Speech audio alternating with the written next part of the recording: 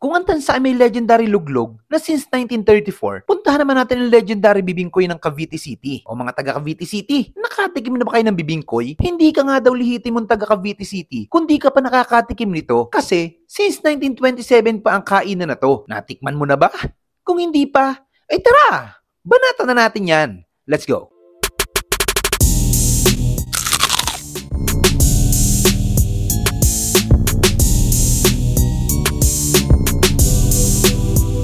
Ako si Bernadette Alejo. Ang bibingkoy is nag-start nung 1927 pa. Inspired siya ng munggo, tikoy, tsaka yung kalamay. Niluluto siya ng may uling sa ibabaw, may uling sa ilalim. Nag-start siya yung panahon ng hapon. Panahon pa ng lola ko. Ang nangyari kasi is, naghanap ang lola ko ng mga kakanin na pwedeng kainin ng mga hapon. Panahon pa ng hapon nun.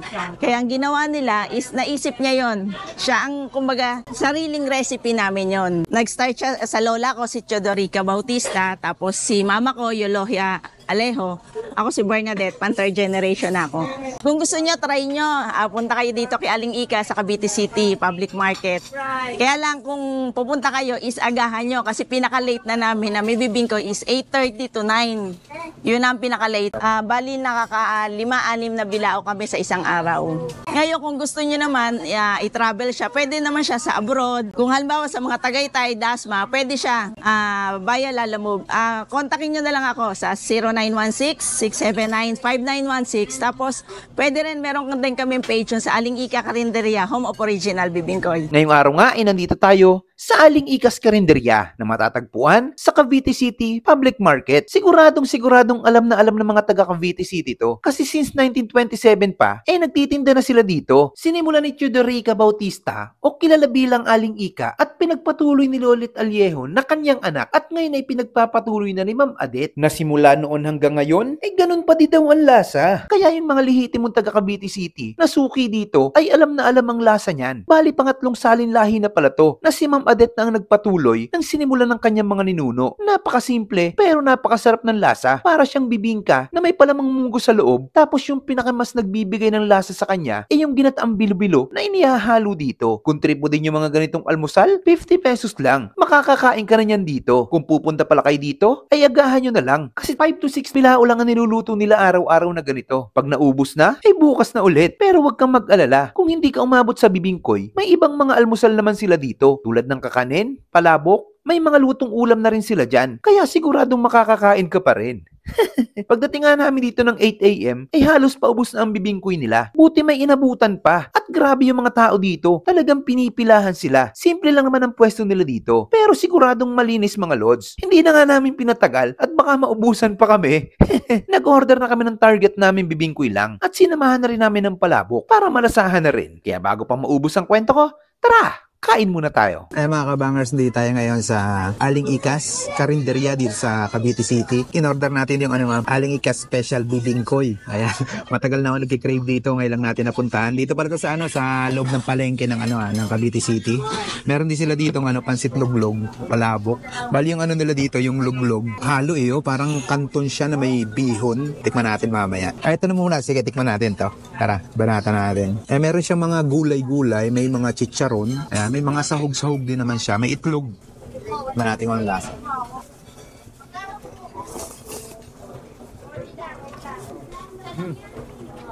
Lasang luglog din naman ang tansa siya. Pero ito hindi strong yung lasa niya. Saktong-sakto lang.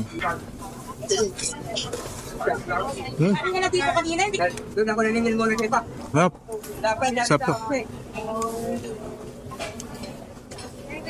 Ito na, natin is bibingkoy. May sauce siya na malapit. Lasang ginataang bilo-bilo. Lasa niya. Tikman natin na may kasamang bibingkoy. May langka din pala siya. Bilo-bilo talaga. Tikman natin.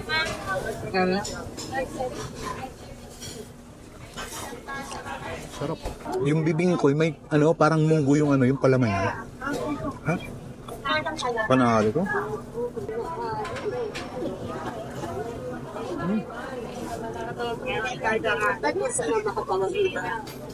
Solid. May bilo-bilo. Tama nga, may bilo-bilo nga siya nakasama. Alam nyo na. Ayun, yung original. Sangal lang, balang ba.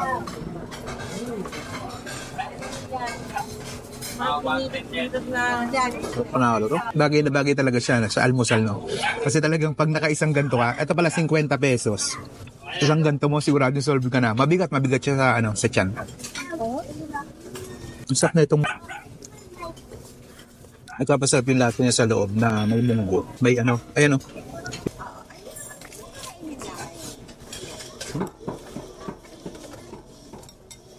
So, panalo.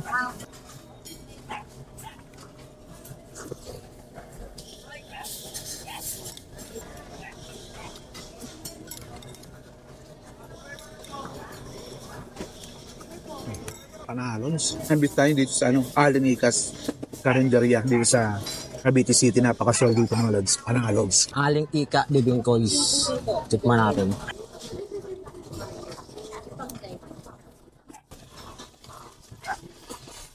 Sarap ng lasa niya, oh.